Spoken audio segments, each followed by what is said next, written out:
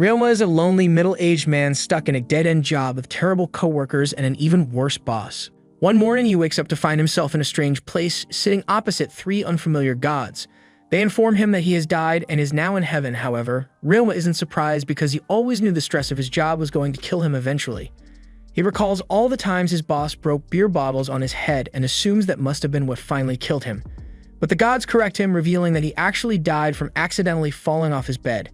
This revelation makes Ryoma crash out, as he never expected to die in such a pathetic way.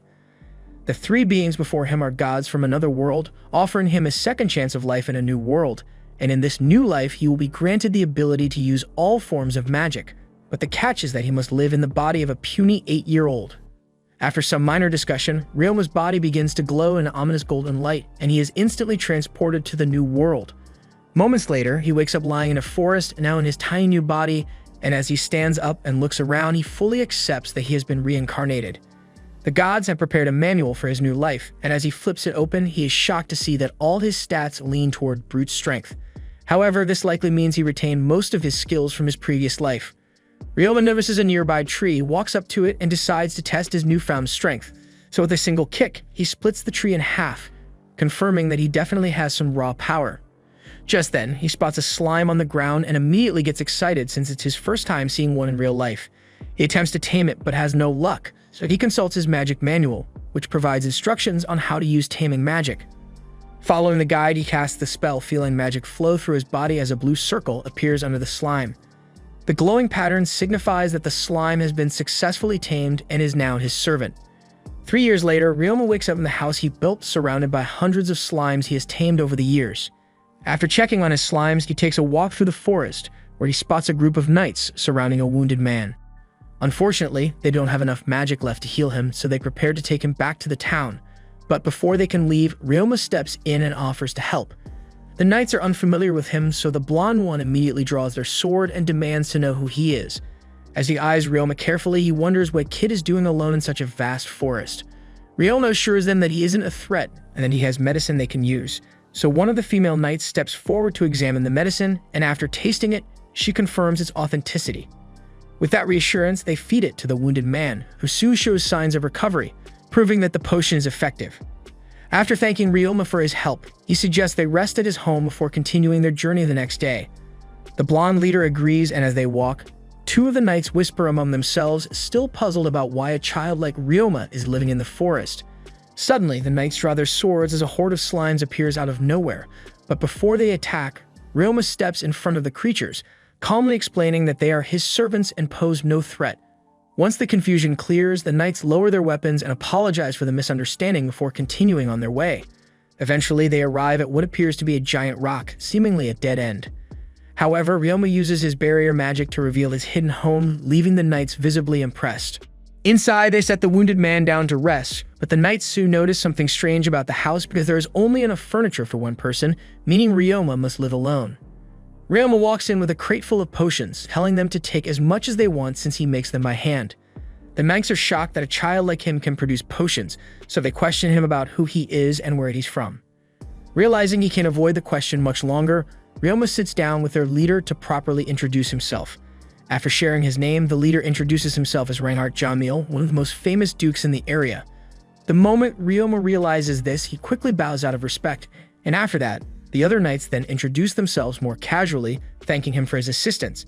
With introductions out of the way, Reinhardt, still suspicious, asks how Ryoma learned magic, potion making, and why he's living alone in the forest.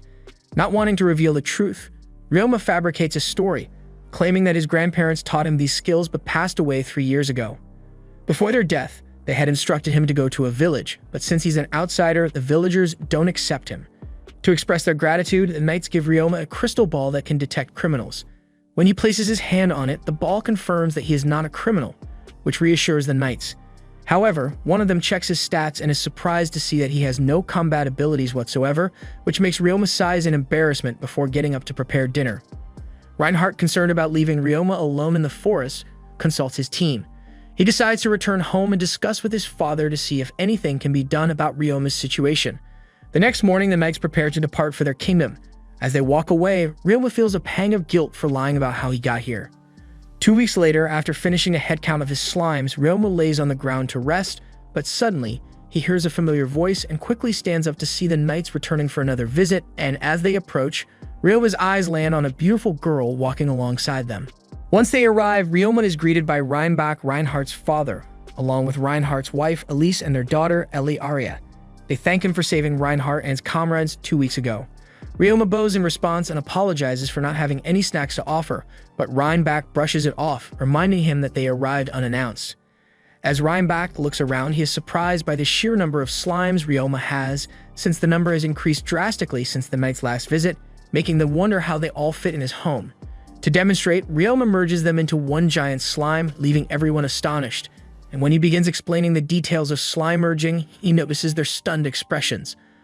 Ellie steps forward impressed, saying that no one in their kingdom has ever achieved this, so Ryoma clarifies that instead of forming a contract with 100 slimes at once, he contracted each one separately before merging them. This revelation amazes them, as he has solved a mystery that has puzzled tamers for years.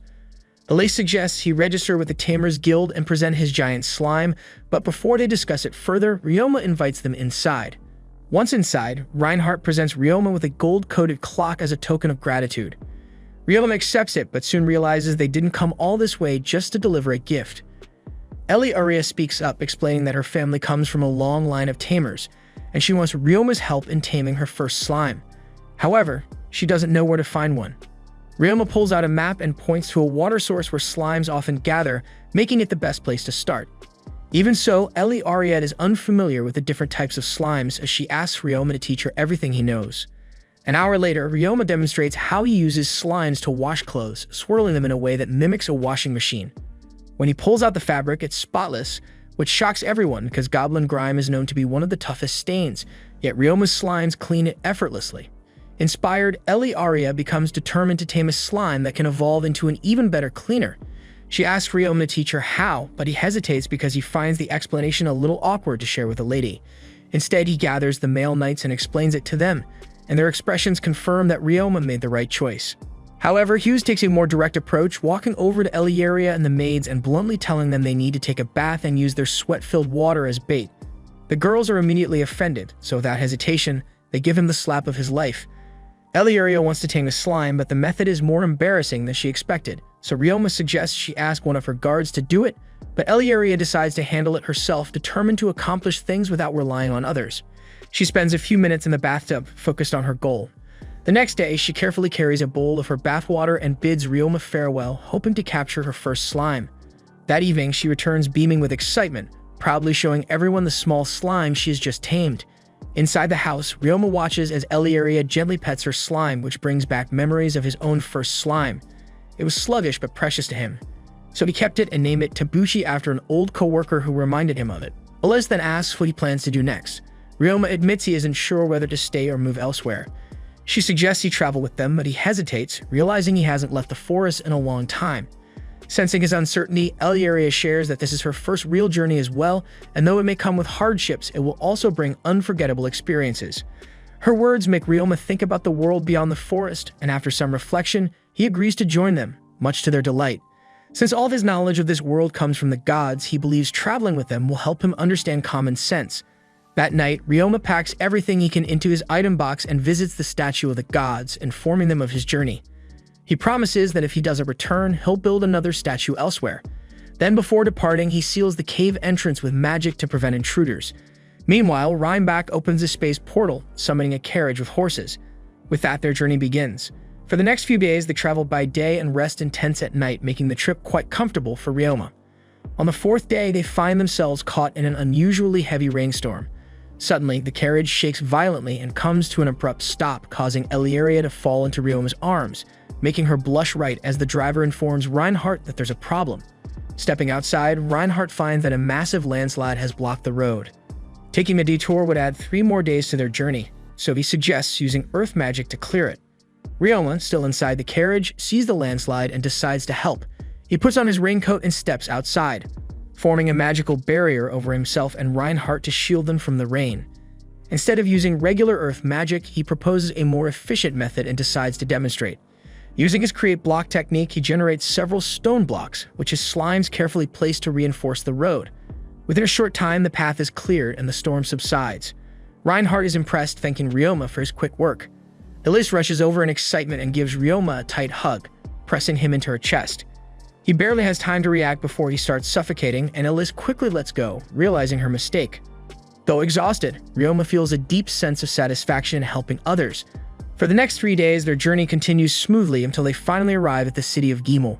Shortly after settling into his room, Ryoma looks out the window, acknowledging that one of Reinhardt's main reasons for coming here is to assess which mines to keep open and which ones to close. Later that day, he goes to the church with Reinhardt and the others because he needs to obtain an item known as a status board, which displays a person's stats. While at the church, the attendant directs him and gives instructions on how to proceed, but as soon as Ryoma places the status board down and accesses the crystal ball, he is instantly transported to heaven, where he sees the 3 gods who sent him to this world. Seeing them, Ryoma's face lights up with excitement, but that excitement quickly fades as he starts to wonder if this means he has died again. However, the gods explain that he is not dead, but rather they simply pulled his mind over to their side for a while and that he will return to where he was once their conversation ends. Ryoma then recalls that the gods had previously told him he would not be able to communicate with them unless he trained the oracle skill, but since he never trained that skill, he wonders how he is able to see them now. The gods explain that because Ryoma has lived a monastic lifestyle for the past 3 years, they decided to grant him the oracle skill, allowing him to communicate with them, though only briefly. The female god then tells Ryoma that it was expected he would meet the ducal family, but he does not understand what she means. She goes on to explain that one of the previous people transferred from Earth had actually married an ancestor of the Jamil family. The gods remember her quite well as a very kind girl who had always wanted to be an animal tamer, so when she was transferred to this world, her wish was to gain a skill that allowed her to tame animals. The same woman later established the taming school of magic and was even granted the title of a noble. Since then, the gods have been individually blessing members of the Jamil family. They also mention that Eliaria seems to have inherited her ancestors' blood very strongly, meaning she is likely to become an excellent tamer, which makes Ryoma very happy because he knows how hard she works. However, the gods also inform Ryoma that there is another transferee on that side of the family, since they always bring at least one person whenever they take magic from Earth. This transferee was a stereotypical otaku who wished for strong magical powers and used them to become unstoppable in combat. Fortunately, he was too timid to go out of his way to commit any bad deeds.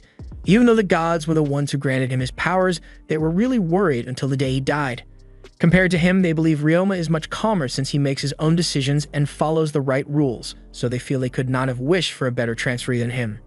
Ryoma's time with the gods comes to an end, and as he starts to glow with an ominous golden aura, he tells them he will return to the church soon to talk with them again. After that, he is transported back to his world. Once he returns to his body, the attendant instructs him to check his status board and mentions that it is customary to hide everything except his name and age, since the rest is private information. After she leaves, Ryoma takes a look at his status board and sees that he has been granted everyday skills and combat skills. He also notices that the gods have given him a title, Beloved Child of the Gods. When he steps outside, he is greeted by Eliaria, who is happy that everything went smoothly.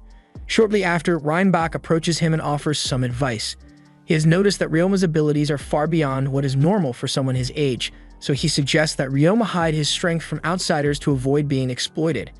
He also advises him to join a guild and increase his rank in order to improve his standing, to which Ryoma readily agrees. When Ryoma casually mentions that he has a magic capacity of 198,000, Eliaria is slightly surprised because not only does he have such a high capacity, but he can also use magic properly, though Ryoma does not see anything unusual about this. The butler senses his confusion and explains that having a high magic capacity usually comes with side effects, as people with naturally high capacities often struggle to control their magic and learn new spells. This revelation makes Eliaria feel a bit down because she is around the same age as Ryoma, but cannot use magic as well as he can. Ryoma is shocked when he learns that her magic capacity is actually 200,000. However, he simply tells her that if she spends her free time learning magic, she should be able to improve on her own. Reinbach and the others hear his idea and find it quite brilliant, so Ryoma even offers to teach her whenever she wants.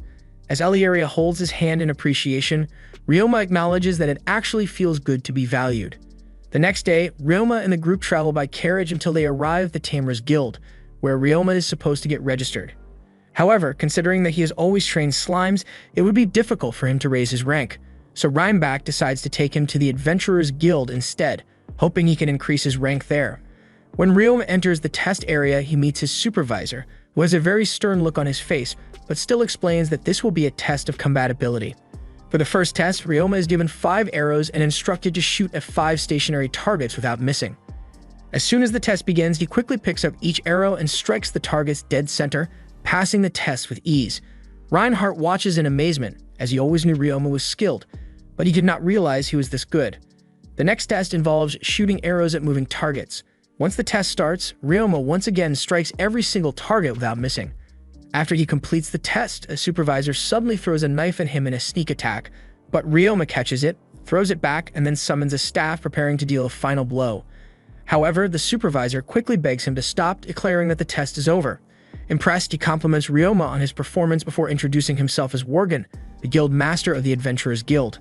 Since Ryoma has passed the test, he is taken to Worgen's office, where Worgen slides him his official guild card, which he will use to accept missions. Ryoma will start at rank G and work his way up, but if he continues at this pace, Worgen believes he will have no trouble rising through the ranks. With that said, he suggests Ryoma check the guild board to see what jobs are available for him. However, he is only allowed to accept jobs within his rank unless he forms a party with promising members, in which case he might be able to take on a higher-ranked mission. Ryoma goes over to the mission board and sees a variety of tasks, but the one he feels best suited for as a beginner is cleaning a civilian's house, as he believes he can simply use his slimes to do the job. The next day, he packs up his slimes and prepares to head out while Reinhardt and his family wish him farewell and good luck. Shortly after, he arrives at the house and knocks on the door.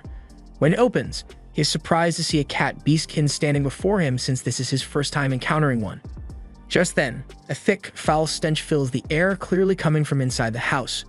The beastkin, with desperation in her eyes, grabs Ryoma's hands and begs him to clean it. Ryoma's task is to clean Mia's house, which is filled with trash. The house is built on unstable land, and over time, a heap of garbage collapsed into the basement. Eventually, the buildup became so massive that no one was willing to take on the job. Despite that, Ryoma is confident that he can handle it with the help of his slimes. He starts by sending his scavenger slimes to consume all the trash in the dump. Once that's done, he moves to the basement and uses his mist wash technique to clean the walls. Finally, he employs his create block technique to produce bricks and reinforce the structure. And with that, the house is fully cleaned. When Mia arrives to inspect the results, she stares in amazement, and the transformation is so overwhelming that she starts to cry. Overcome with gratitude, she thanks Ryoma for his work. Now that the task is complete, Ryoma hands her the form to sign, confirming the job's completion. Mia is so impressed with his work that she promises to increase his pay when he collects it from the guild. Having successfully completed his first job, Ryoma feels a sense of comfort knowing he can make a living in this world. With that reassurance, he heads back to the guild to report his success. Upon arriving, the receptionist is shocked to learn that he managed to clean Mia's basement in just half a day and all on his own. She hands him his reward, which is even higher than expected due to Mia's increased payment. Just then, Ryoma hears Worgen calling out to him, so they take a seat, and Worgen expresses his admiration for how quickly Ryoma completed the job. Since Mia is a well-known adventurer, Worgen was already aware of her problem and just how much trash had accumulated. Curious, he asks Ryoma how he managed to finish it so fast, and in response, Ryoma explains that it was thanks to his slimes. Hearing this, Worgen informs him of another job that requires his skills, though Ryoma already knows it involves cleaning the community toilets since he saw it on the mission board. Worgen explains that due to recent budget cuts, there is no one available to handle the cleaning. After listening to the details, Ryoma agrees to take on the job, and Worgen assures him that the pay will be good. Later that day, Ryoma informs Reinhardt and his family about the job offer, and upon hearing this, Reinhardt begins to suspect possible embezzlement because the governor's office had reported that the costs remain unchanged. He instructs his butler, Sebas, to investigate the matter, while thanking Ryoma for bringing this to his attention. Reinhardt notes that they might uncover a crime because of him. The next day, Ryoma and his slimes set out to clean the community toilets. Once inside, he orders his scavenger slimes to consume all the filth, then uses his mist wash technique to clean the walls before finally disinfecting the area with lightning magic. However, this is only one bathroom, meaning there are still 29 more to go. Before proceeding, Ryoma conducts a monster appraisal on his slimes and is shocked to discover that they have all developed resistance to miasma poison. This can only mean that miasma has been accumulating in the toilets. Alarmed, he rushes back to the Adventurers Guild to report it, only to find Reinhardt and the others already there gathering information from Worgen. They all enter Worgen's office, and when Ryoma mentions the presence of miasma in the community toilets, Elise and Ellie area immediately rush to check on him. Knowing how dangerous miasma can be, they are deeply concerned. But this reaction causes Ryoma to blush since it's the first time anyone has ever worried about him. Despite the risk, Ryoma insists on dealing with the miasma before it gets out of control. Morgan is surprised that he is still willing to proceed with the job even after learning about the danger. However, the others oppose the idea, fearing it's too risky for him. To reassure them, Ryoma displays his status screen, which confirms his resistance to the poisonous gas. With this proof, he argues that no one is better suited for the task than him and his slimes. The next day, Ryoma returns to the community toilets to resume cleaning, but this time, Morgan has stationed a few renowned adventurers outside to ensure no one enters. With everything in place, Ryoma and his slimes begin working again. As his slimes multiply, their numbers exceed 1,000, allowing them to clean each bathroom at record speed. By nightfall, Mia and the guards watch Ryoma's efforts and suggest that he take a break, but he refuses, insisting that he wants to finish the job as quickly as possible. The number of scavenger slimes increases from 1,000 to 3,000, so Ryoma divides them into groups to improve efficiency even further. At the start of the third day, Ryoma finally steps out of the building and announces that he has completed the cleaning. Then everyone outside congratulates him, and they share a moment of laughter and accomplishment. Later that day, Ryoma stretches, feeling exhausted since this was the first time in a long while that he had worked past midnight. As he reflects, memories of his past life start to come back to him. Working past midnight had been a normal occurrence, but back then, he lived such an empty and monotonous existence that he had simply grown used to it without noticing. Now he returns home and is surprised to find Reinhardt and his family waiting for him. The fact that they stayed up just to see him fills Ryoma with emotion, and he begins to cry, overwhelmed by how lonely his past life was. Alice approaches him and embraces him, telling him that they now consider him part of their family. Later that night, after bidding them goodnight, Ryoma lays in bed, feeling truly grateful that he came to this world. The next day, the Reinhardt family wakes up very early to prepare a breakfast fit for a king, and when Ryoma wakes up, he is surprised to see that they have gone to such lengths just to make him a meal. The main reason for this breakfast is for Eliaria to ask Ryoma if he will teach her magic, and luckily for her, Ryoma agrees. Healers also suggest that Ryoma should learn something from them, and since he is not very skilled in attack magic, Kemal offers to teach him. Later that day, they all head into a valley, where Ryoma begins teaching Eliaria. However, Eliaria mostly knows only fire and ice magic, which Ryoma considers the hardest ones to control. Still, he comes up with an idea and uses bubbly water magic to blow bubbles into the air, making Eliaria stare in amazement. When it is her turn to try, she successfully creates bubbles on her first attempt, but they don't last in the air as long as Ryoma's. Ryoma advises her to imagine something like a sticky liquid, and when she follows his instructions, the bubbles last much longer than before. Eliaria is thrilled to see herself improving just by playing with magic, so she excitedly holds Ryoma's hand. Meanwhile, Kemal calls Ryoma over to teach him attack magic as promised. He starts by demonstrating a fire arrow spell, launching it into a boulder, and Ryoma replicates it perfectly on his first attempt. Over the next few hours, Ryoma learns various attack and defense spells until he has mastered everything Kemal planned to teach him for the day. Just then, Reinbach arrives and announces that he will be teaching Ryoma space magic. Ryoma already has some experience with space magic, which he proves by teleporting around them. Since he already knows the basics, Reinbach declares that he is ready to move on to the intermediate level. He explains that all space magic functions the same way, so in order to teleport a longer distance, Ryoma simply needs to form a strong mental image of his destination. Ryoma focuses for a few moments and successfully teleports to a distant tree.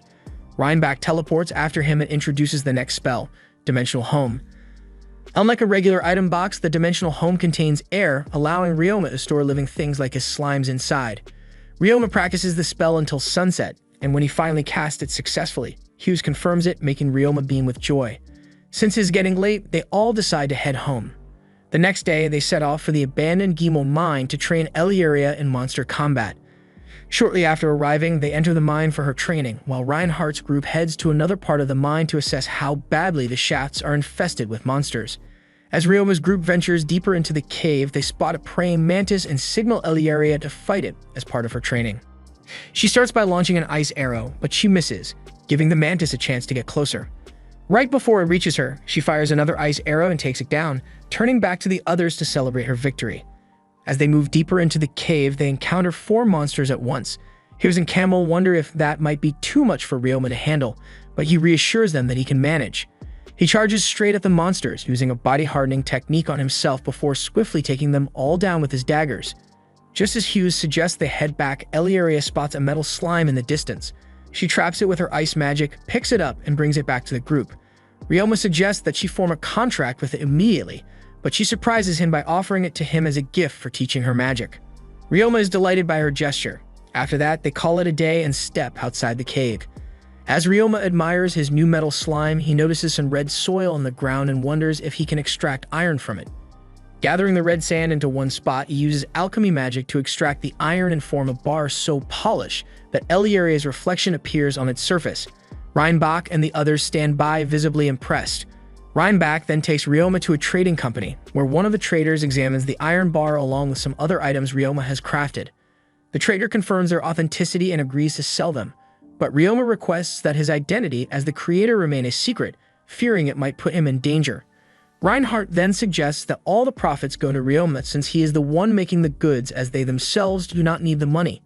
Ryoma finds their kindness overwhelming and gives them a look of deep appreciation. The next day, Worgen calls a meeting with Ryoma and the other adventurers. He informs them that their new mission is to clear the Gimel mine shaft of all the small monsters lurking inside. The monsters found in the mine shafts include cave bats, small rats, and other monsters. Although these creatures aren't particularly dangerous, they tend to appear in large hordes, so Worgen advises everyone to stay alert and not let their guard down.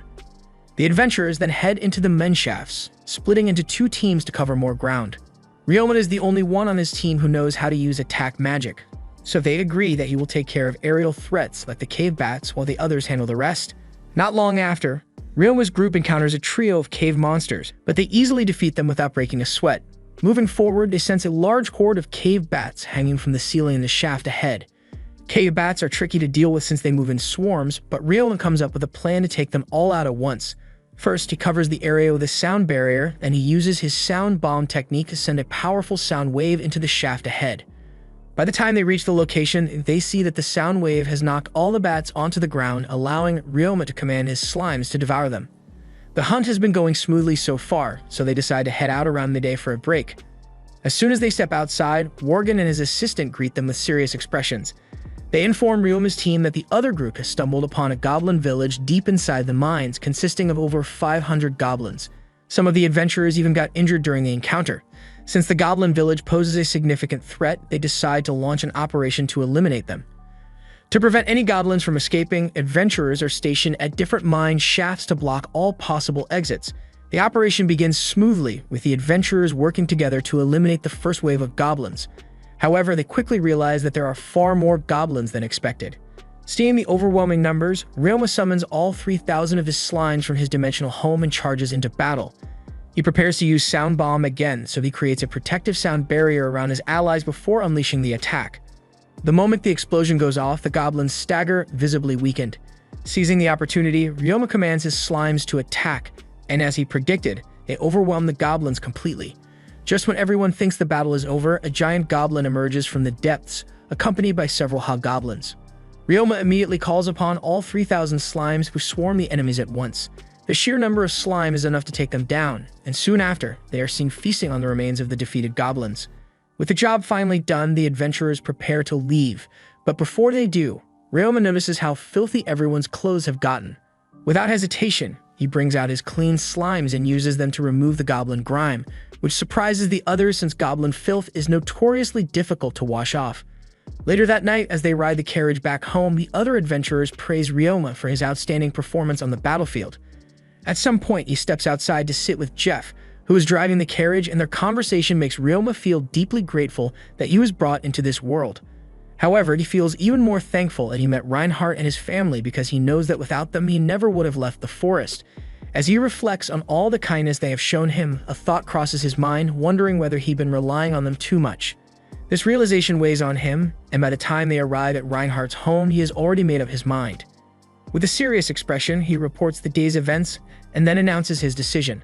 He will separate from them so he can learn to support himself fully. Ryoma knows that everything he has achieved so far, including becoming an adventurer, is all thanks to Reinhardt and the others. However, he feels like he's getting too comfortable, so he wants to take a step back from them. He doesn't plan to leave forever, but he wants to spend some time on his own and grow. Alice doesn't like the idea, but Reinhardt and his father say they had already expected this. Having raised many children like him, they believe it's only natural. Reinbach tells Ryoma he can go, but only under 3 conditions. He must always update them about anything going on through letters, visit whenever he gets the chance, and never hesitate to ask them for help. Ryoma agrees to all of them, and Elise is relieved to hear it. At the same time, Reinhardt's family is planning to head to town to capture some limmer birds since they are in season.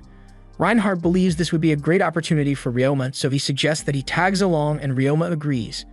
After that, Ryoma explains that by living on his own, he means staying in town as an adventurer, while also starting the laundry business he has always wanted. Just then, the other adventurers and maids who had been eavesdropping enter the room. They mention that Ryoma's laundry idea would make him a lot of money because many adventurers simply throw away their gear when they can't remove goblin grime. The next day, Ryoma and Eliaria visit Serge at the trading company to discuss how to start the business. Serge watches as Ryoma's slime effortlessly cleans goblin grime, and an excited look appears on his face. He tells Ryoma that this idea is going to make him a fortune, then suggests he head to the Merchant Guild to register. Shortly after, they arrive at the Merchant Guild, where they meet the guild master, who turns out to be just an old lady. Ryoma explains his idea using the cleaning slimes, and she finds it fascinating, because she officially signs him up, trusting that he will make a lot of money. After that, she shows them a map indicating where his store will be. An hour later, they arrive at the location and find it to be in a very strategic area, not too far from the Adventurers Guild, making it an ideal business spot. However, the building itself is run down, so they will need to clean it up and renovate it before opening the shop. Seeing this, Serge offers to lend Ryoma some of his employees to help with management duties, believing that Ryoma isn't quite cut out for running a business yet since he's still just a kid. Ryoma agrees without hesitation and even says he'll purchase all the necessary appliances from Serge. They shake hands, marking the official start of their agreement. Ryoma decides to invite everyone who has helped him so far as a way of showing his appreciation. Eliaria and some of the maids assist him in preparing food for the opening party. Just then, two pink-haired twins walk into the store, expressing their shock that an 11-year-old has managed to find a way to clean off goblin grime. However, Serge quickly tells them that age is irrelevant and that they shouldn't judge a person by their appearance. With that, he introduces them as Ryoma's apprentices, Callum and Carla. Despite being young, they both serve as the sub-manager and deputy sub-manager at one of Serge's branches. Ryoma then takes them inside and gives them instructions on how to treat customers when they walk in. After that, he demonstrates how the slimes clean and iron clothes, which leaves them quite impressed. Shortly after, the welcome party begins, and it's time for Ryoma to give a speech. This makes him recall a moment from his previous life when he had to speak at the office only for no one to listen to him. However, this time is different. He delivers a good speech, thanking everyone for their support and raises his glass in celebration. After that, everyone eats and enjoys themselves, which makes Ryoma happy because it means the party is a success. Once the party is over, he calls Callum and Carla over to commend them for their hard work. However, judging by their behavior, he assumes they wouldn't want to continue working for him. To his surprise, they tell him they have thought it over and actually want to stay. At first, they had doubts about working under him, but after seeing how confident people are in him, they believe they can learn a lot. They had always been tense around Ryoma because they thought he was a noble, but after learning that he isn't, they both relax noticeably. The next day marks the official opening of his laundry shop, which he names the Bamboo Forest. However, Ryoma has doubts about whether he will get customers. After Carla and Callum arrive, he heads to the Adventurers Guild to inform them that his shop is officially open. To his surprise, by the time he gets there, the adventurers already know about his grand opening because Mia had put up a giant poster announcing it. The adventurers tell him that they will visit his shop as soon as they finish their work for the day. In the meantime, Ryoma decides to take on a simple adventurer job, herb gathering, so he heads to the mine shafts and finds no monsters there. Then, after collecting the herbs, he returns to the guild, delivers them, and receives his payment. When he gets back to his shop, he is shocked to see a long line of people waiting outside. He teleports inside and is greeted by the neighbors, who tell him they've been eagerly waiting for his shop to open ever since they heard about his service's ability to remove goblin grime. Overcome with emotion, Ryoma tears up with joy and immediately instructs his assistants to attend to the customers while he takes care of the laundry. A few hours later, while talking with Callum and Carla, he realizes they haven't had the chance to rest, so he informs them that he will be hiring more staff to ease the workload. After that, he visits the Reinhardt family and excitedly tells them about his business's success, but they aren't particularly surprised since they had already expected it. That night, as Ryoma lies in bed, he reflects on how miserable his old life was. He never truly felt comfortable back then, but now, even though he's exhausted, he still feels at peace. The next day, the Merchant Guild Master gathers a group of people she believes would be the perfect staff for Ryoma's laundry business. Shortly after, Ryoma stands before all the candidates and announces that he is the owner of the laundry company, which surprises them since he is just an 11-year-old kid. He informs them that he works with slimes, so they are expected to treat the slimes as colleagues. However, he also gives them the option to leave if they are uncomfortable working with slimes or taking orders from a child. About 90% of the candidates walk out, unwilling to work under a kid. This leaves only two people, an interesting-looking man and woman named Fei and Ling, who still want the job. As they stand up, Ryoma notices that the man has a broken leg, but he doesn't think it will be a major issue since the healing slime should be able to take care of it. Looking closer, he also spots weapons on them, so they admit they were once assassins, but have left that life behind to pursue honest work. They explain that after fighting in a war, they lost their homeland and were forced to relocate to this town, choosing to stay undercover. Despite all this, Ryoma still decides to hire them because the guild master is already aware of their past and doesn't see them as a threat. Fei and Ling are surprised that Ryoma still wants to hire them even after learning they used to be assassins. After that, he introduces them to Carla and Callum, informing them that they are their new colleagues. They exchange greetings and Ling heads to the employee room, where she sees the slimes diligently doing the laundry. She introduces herself, telling them she is one of their new colleagues. With Fei and Ling now part of the team, Ryoma is confident they will be able to manage the evening rush and maintain a steady flow of customers. The next day, Ryoma wants to ensure Fei is comfortable working in the shop, so he sits him down and uses one of his healing slimes to mend his broken leg. Fei proves that it worked by standing up, jumping around, and moving freely. His daughter rushes over to him, overwhelmed with gratitude. With Fei's leg healed, Ryoma trusts that they will be able to work at their full potential. He then shows Fei and Ling their new rooms, which they find beautiful since they can't even remember the last time they slept on a proper bed. With everything in place, the next 2 business days go smoothly. The following day, another large wave of customers arrives and all of his employees work hard. To show his appreciation, Ryoma makes them pizza and other dishes as snacks for lunch, allowing them to take breaks in between their shifts. With that, they manage to get through the day efficiently, with everyone working full-time. However, now that business is growing in popularity, Ryoma believes it's best to hire more people. He decides to bring in 2 more employees along with a cook to prepare meals for the staff as part of employee welfare, which shocks his employees since they have never experienced such treatment anywhere else. With that in mind, Ryoma heads to the Merchant Guild and informs the guild master of his plan to hire more people. She considers it a great idea and assures him she will find candidates who don't mind working for him and the slimes. Later that day, the guild master introduces 4 new employees, Fina, Maria, Jane, and Selma. Judging by their attitude and the way they carry themselves, Ryoma accepts them, as they have no issues working with him or the slimes.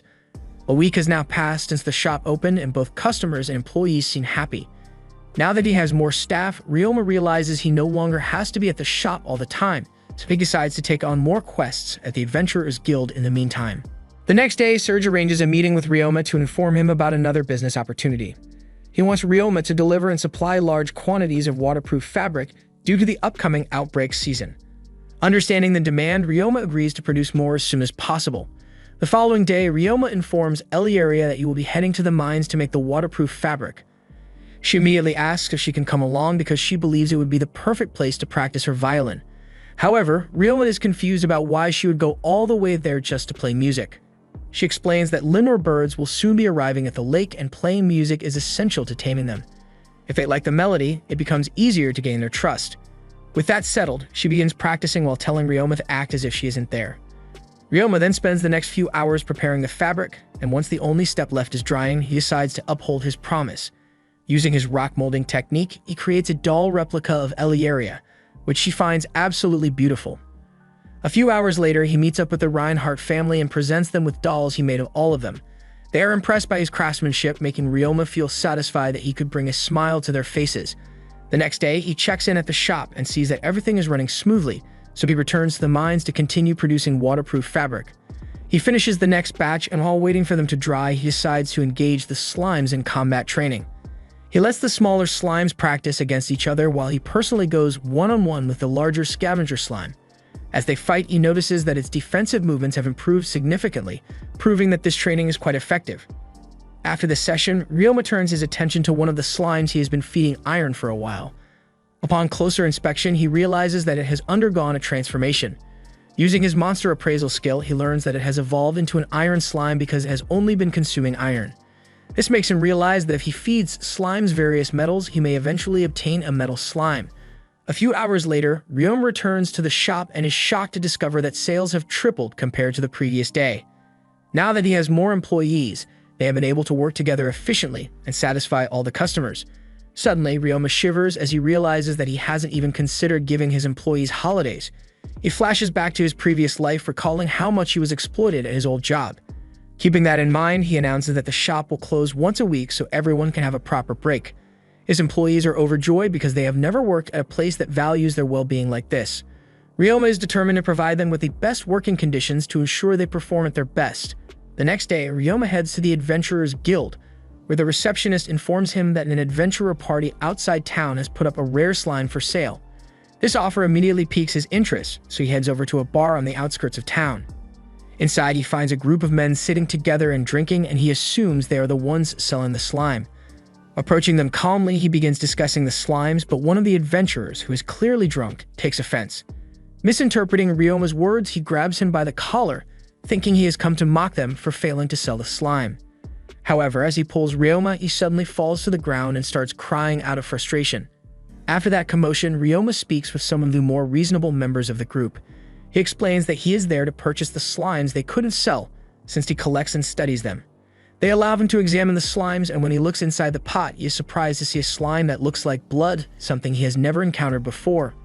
Intrigued, he offers to pay extra for it, which delights the adventurers.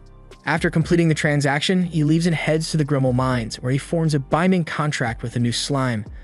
Once the contract is established, the slime slithers into the body of a dead rat and drains all its blood, making Ryoma realize that this could be one of its abilities. Meanwhile, the gods who brought Ryoma to this world continue to watch over him.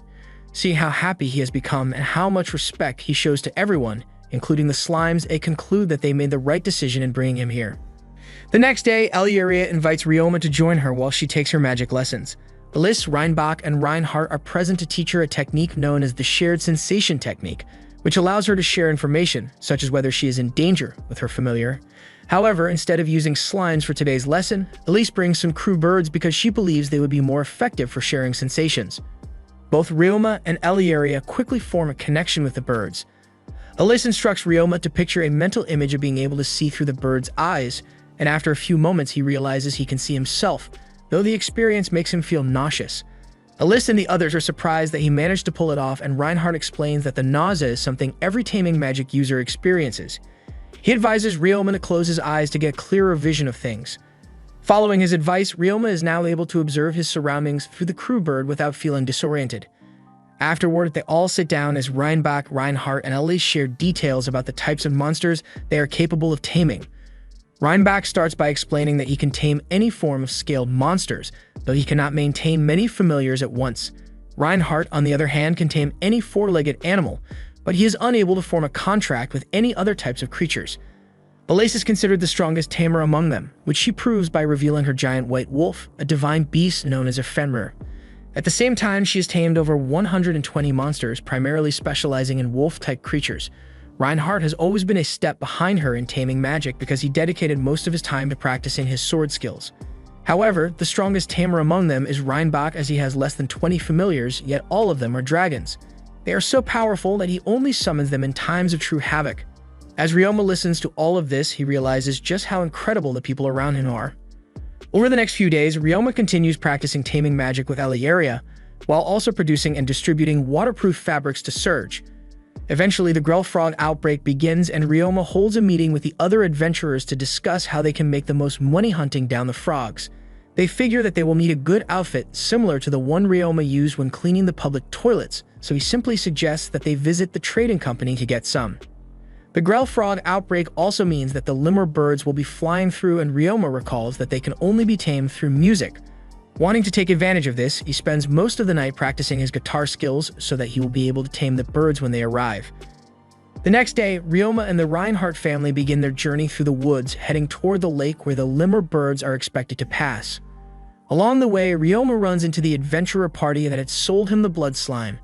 They talk for a while and thank Ryoma for the advice he gave them about making money during the Grell outbreak season. Their conversation soon comes to an end, and Ryoma hurries to catch up with the others.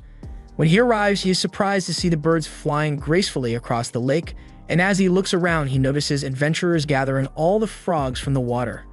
A few moments later, a man attempts to tame the birds by playing an instrument, but his playing is so awful that the birds immediately reject him. Taking offense, he draws his sword and tries to tame them by force, but one of the birds retaliates by using wind magic to attack him. Fortunately, Ryoma intervenes just in time, blocking the attack with a wall. Suddenly, an agonizingly loud sound fills the air, forcing everyone to cover their ears in pain. However, Ryoma is unaffected for some reason, so he quickly tracks the source of the noise to one of the birds. Acting fast, he uses a round magic chamber to contain the sound, after which the bird flies away. Reinbach then explains that the bird that attacked them is part of a very dangerous species, one that can use dark magic in addition to wind magic.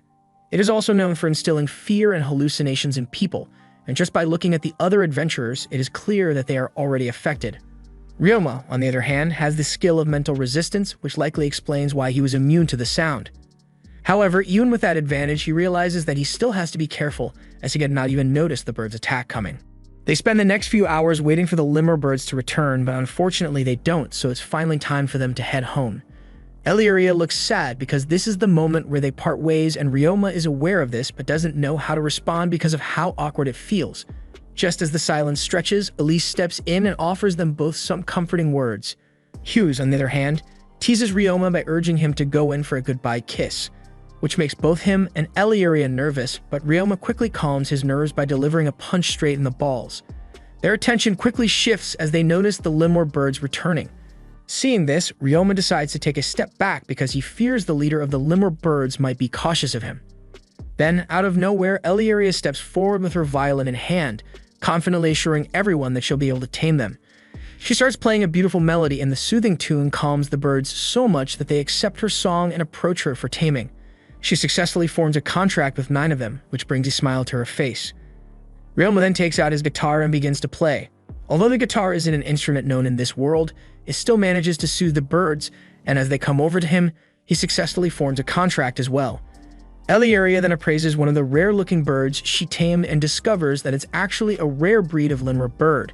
That night, a huge banquet is held both as a celebration of Elieria taming the lemur birds and as a farewell party for Ryoma. A couple of hours later, Ryoma and Elieria sit together in his room, both awkwardly blushing. Elieria feels quite sad because Ryoma will now be living near the mines while she will be going to school and staying in the dormitories. However, what worries her the most is the fact that she hasn't really made any friends other than Ryoma, as most people are afraid of her magical abilities.